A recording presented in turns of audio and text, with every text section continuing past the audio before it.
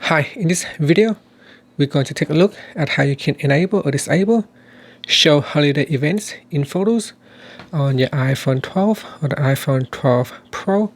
First, let's go back to your home screen by swiping up at the bottom of the screen. Then we're going to tap on settings.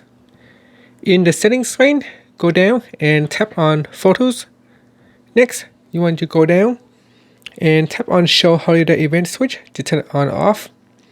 If this is switch on, you can choose to see holiday events for your home country.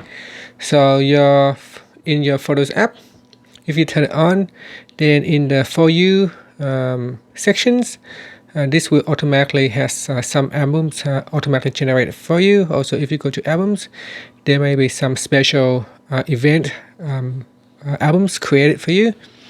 For example, if you are taking photos during Christmas, then there could be an albums relating to Christmas, and that's how you can turn that feature on or off. Thank you for watching this video. Please subscribe to my channel for more videos.